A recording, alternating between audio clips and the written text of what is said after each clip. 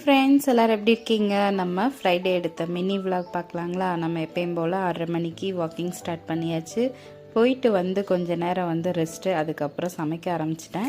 ஸ்ரீநிதி வந்து காலையில் டிஃபன் எதுவும் வேண்டாங்கம்மான்னு சொல்லிவிட்டு அதனால் கம்பு சாப்பாடு கலக்கி கொடுத்துட்டு 2 பேர் குடிச்சு முடிச்சுட்டு அதை வீடியோ எடுக்க மறந்துட்டோம். அதுக்கப்புறம் மத்தியானம் லஞ்ச் என்னென்னு பார்த்தீங்கன்னா சூப்பரான லஞ்சு பார்த்தீங்கன்னா ஸ்ரீநிதிக்கு ரொம்ப பிடிச்ச உப்பு பருப்பு ஒயிட் ரைஸ் வச்சு உப்பு பருப்பு கடைஞ்சி ரசம் வச்சு, அது போக வந்து கத்திரிக்காய் பொரியல் பண்ணேன். எங்கள் அம்மா சின்ன வயசில் இப்படி தான் கத்திரிக்காய் பொரியல் பண்ணுவாங்க, ரொம்ப டேஸ்ட்டாக இருக்கும். ஆனால் இப்போ பிள்ளைங்கள்லாம் கத்திரிக்காயே சாப்பிட மாட்டேங்கிறாங்க. அதுக்கு பதிலாக ஸ்ரீநிதிக்கு வந்து சோயா சில்லி போட்டு கொடுத்தேன். அப்புறம் பார்த்திங்கன்னா நம்ம வந்து நெய் ஊற்றி திருப்தியாக மத்தியானம் லஞ்ச் முடிச்சாச்சு. சாப்பிட்டு ஒரு கொஞ்ச நேரம் பிரேக்கு, நம்ம ஈவினிங் மேலே வந்து ஏதாவது ஸ்நாக்ஸ் செஞ்சு கொடுங்கம்மான்னு ஸ்ரீநிதி சொல்லிகிட்டே இருந்தால், நம்ம வந்து ஏற்கனவே வந்து இலையெல்லாம் எடுத்துகிட்டு வந்திருந்தோம் இலையடை செய்யலான்னு சொல்லிட்டு.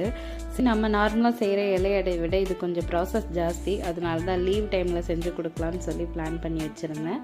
ரொம்ப சூப்பராக இருந்துச்சு. அது ரொம்ப ஹெல்த்தியான இலையடை தான்.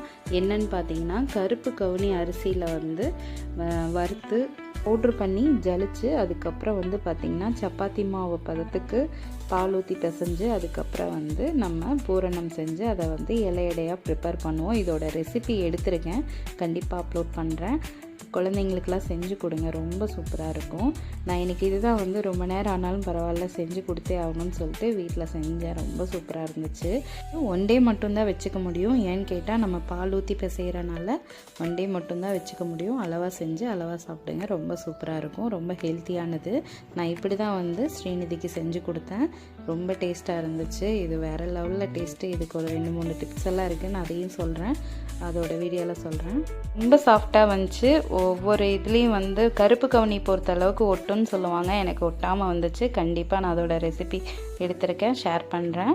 எங்களுக்கு ஃப்ரைடே இப்படி தான் போச்சு. இதுக்கப்புறம் சம்மர் லீவ் விட்டுருவாங்க. ஹெல்த்தியாக சமைச்சு கொடுங்க குழந்தைங்களுக்கு. இந்த வீடியோ பிடிச்சா லைக் பண்ணுங்கள், சப்ஸ்கிரைபர் பண்ணுங்கள். தேங்க்யூ.